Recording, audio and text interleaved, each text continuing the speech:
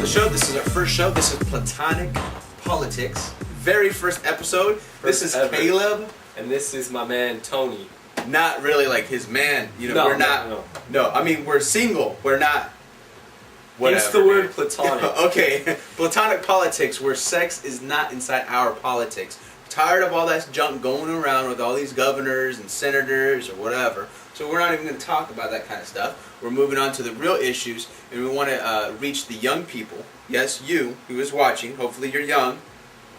And 45 if you're or a younger. woman, hopefully you're single. Because I am looking.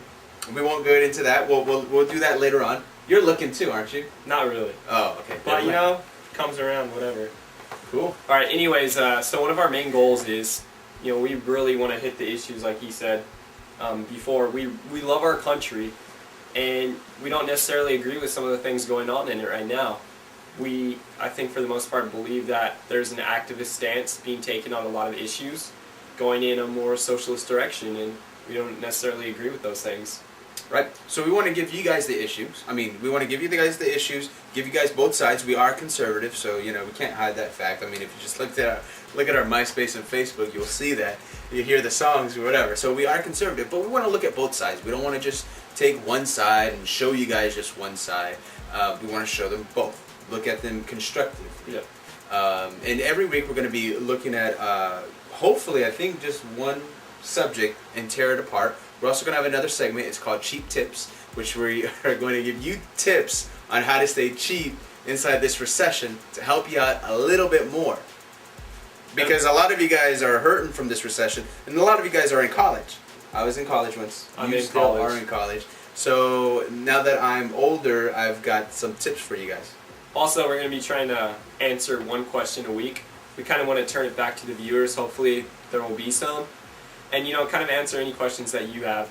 We'll keep it new, keep it fresh. So we're not only talking about the things that we want to talk about, but addressing what you guys want to talk about. So if you've got any questions or ideas, please email us to platonicpolitics@yahoo.com. We're going to get into our first topic this week. Simple topic, easy topic, big news thing that's happened in the last couple of weeks, and that is Sarah Palin. Okay, so what do you think about Sarah Palin? I know she's beautiful. other than looks. If she was divorced, yeah. Sarah, if you're watching, and if things don't work out with Todd, which I'm hoping that they do. He's not promoting divorce. I'm not or promoting any marital divorce. problems. Yeah. But if they do, give me a call. Okay, anyway, no, Sarah Palin. That. Okay, Platonic. Sarah Palin. She made a huge decision. She quit the governorship over there in Alaska. Yes. Very big decision. She's been attacked from Republicans and Democrats, both sides. She's taken a lot of heat for it. I think that inside her speech, she gave enough answer for me to be okay with it. You know, I think the answers that she gave were just fine. I don't need a detailed answer like some of these people out there that are talking about it. They want to know exactly what she's going to do, you know, the reason that she gave, I think they were sufficient for me, which were, what were some of the reasons? There's some ethic charges against her, which were costing the state of Alaska a lot of money.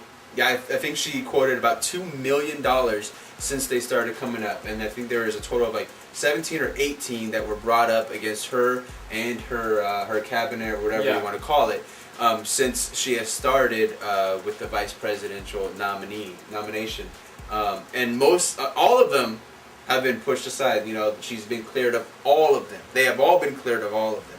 And a lot of them were just ridiculous charges. But it cost Alaska a lot of money. And then I guess it cost Sarah a lot of money, right? Yeah, I mean, you have certain things like legal charges that, I mean, people forget she's just a middle income person. She's not this, you know, political superstar who has millions of dollars to say like Al Gore.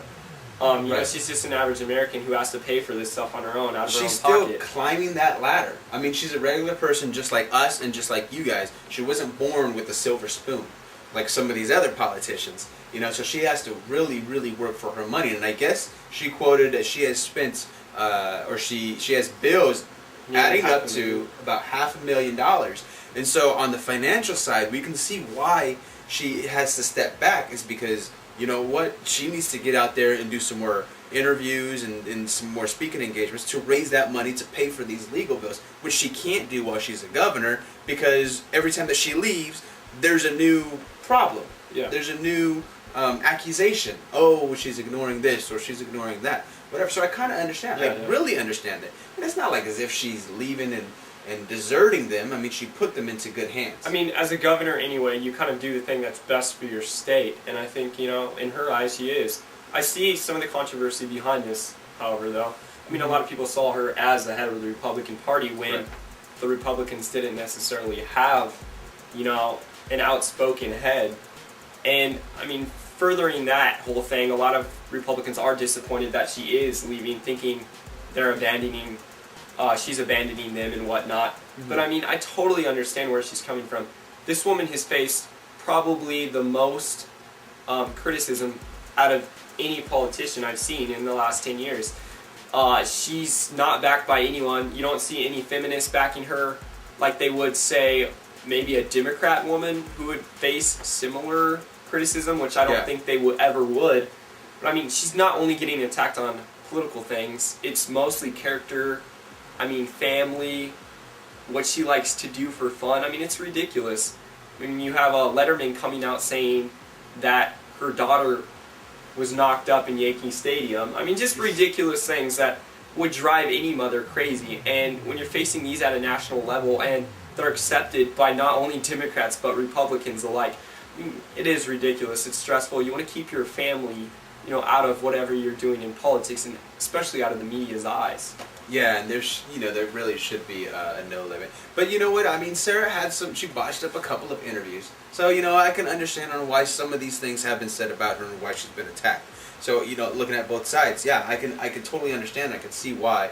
And, it comes with the territory. So I hope that she can handle it now that I guess she's going onto the bigger stage and trying to campaign for other people and do some more speaking engagements for the Republican Party and to get the idea out there. But I got to give her credit for doing what she did, because it is a thinking out of the box kind of a thing. You don't see anybody it's doing not that. conventional by any means. Right. And that's what our generation is about. We don't like to live by rules and be like, oh, well, you've got to do this because of this. And it's like, wait a second. No, we don't. Let's think about this a little bit more. We've got to do what's right. We've got to do, not only that, it's what works. I think so many times politicians, for fear of offending somebody, don't do what works, but do what's going to make them, have a better chance of winning incumbency or winning campaigns.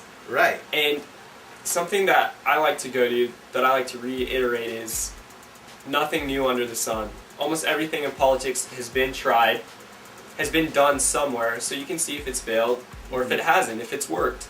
And I think that can bring us to our next issue that we're going to talk about, which is universal health care, or a public option of health care for America. Right. And so that's going to be next week. So make sure you guys tune in. If you guys have any questions or comments, or you want to tell us something on how cute we are, you want our phone number, hit us up at platonicpolitics@yahoo.com, or wherever you're watching this video. If it's on YouTube, leave a comment down below. Facebook. Leave a little, right on our wall. That'd be great. There's also going to be updates from Twitter, and we're going to have a MySpace too. Yes, so we're hitting all the avenues. We want your thoughts and your opinions. Again, this is for you guys, trying to get your word out there. We're just the common folk. Stay tuned until next time on Platonic Politics. And no sex inside our politics. Peace.